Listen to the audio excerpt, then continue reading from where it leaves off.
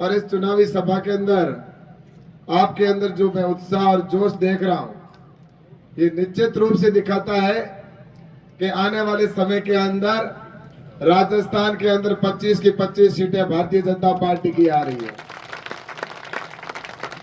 और देश भर के अंदर 400 से अधिक भारतीय जनता पार्टी की सीटें निश्चित रूप से जिस तरह से आ रही है, ये पूरे देश का जो वातावरण बना है, ये वातावरण दर्शाता है कि नरेंद्र मोदी जी ने जो अपने 10 साल के कार्यकाल में जो काम किए हैं, वो देश की जनता के दिलों के अंदर बस चुके हैं। प्रधानमंत्री जी, क्योंकि जनता के लिए जो काम किए गए हैं, वो चाहे गरीब कल्याण के काम हो, चाहे वो इंफ्रास्ट्रक्चर को मजबूत करने के काम हो, या अन्य प्रकार के जितने भी देश को और ताकतवर बनाने के काम हो, चाहे हमारी विदेश नीति हो, चाहे धारा 370 हटाने की बात हो, चाहे भगवान श्री राम का मंदिर अयोध्या में बना हो, ऐसे कई हमारे काम हुए जिसकी वजह से हर व्यक्ति आज नाम लेता है प्रधानमंत्री नरेंद्र मोदी जी का। आज छोटे बच्चे से बात करते तो वो भी मोदी जी, बुजुर्ग से बात करते हैं तो भी वो भी कहता है मोदी जी। चाहे वो हर व्यक्ति आज नरेंद्र मोदी जी का नाम ले रहा, तो उन्होंने जो काम किए, आज उन कामों की बात करूं अगर मैं तो सुबह से शाम हो जाए, इतने प्रधानमंत्री ने काम किए। और हकीकत कहना चाहता हूं कि अगर देश के अंदर ऐसा नेतृत्व तो पहले आया होता, तो हमारा भारत कब का विकसित राष्ट्र बन जाता। इस देश में जो लोग आए, जिन्होंने अधिकतर यहाँ पर शासन किया, कांग्रेस और यूपीए की सरकार ने काम शासन किया और उन्होंने इस देश को कमजोर करने का काम किया, इस देश को लूटने का काम किया। इस देश के अंदर ऐसे लोग जिन्होंने इस देश के अंदर सिर्फ जनता को गुमराह करने का काम किया, उन्होंने गरीब को गरीब रखने की योजनाएं बनाई, अनपढ़ को अनपढ़ बना रखने की योजनाएं बनाई, ताकि वो अपनी नीतियों को नहीं समझ सके, समझ ना जाए। इस प्रकार से इस देश के अंदर चलता रहा।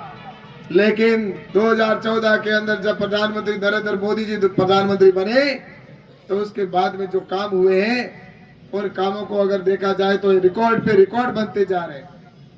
पहले हम कहते थे 7 अजूबे इस दुनिया में हैं, लेकिन मैं आपसे कहना चाहता हूं उन 7 में से एक अजूबा जिसको ताजमहल कहते हैं, वो यहाँ पर होता था। वो भी इनकी उपलब्धि नहीं थी, ये उपलब्धि उस समय मुगलों के समय में बना हुआ था, लेकिन हिंदुस्तान के अंदर ऐसा कोई अजूबा देखने को उसके अतिरिक्त नहीं था। लेकिन नरेंद्र मोदी जी जैसे ही प्रधानमंत्री बने, तो आपने देखा होगा कि आज दुनिया की सबसे लंबी मूर्ति अगर कहीं बनी है तो वो हिंदुस्तान के अंदर सरदार वल्लभ भाई पटेल की बना के बताई। ये उसके बाद में 8वां अजूबा हुआ। इसी प्रकार से दुनिया की सबसे लंबी सुरंग बनाने का काम भारत के अंदर हुआ। आज वो उसके बाद में 9वां अजूबा बनकर तैयार खड़ा हो गया। इसी प्रकार से दुनिया का सबसे लंबा हाईवे हिंदुस्तान के अंदर बनाया जा रहा है और वो कश्मीर से लेकर कन्याकुमारी तक वो 10वां अजूबा तैयार हो रहा है।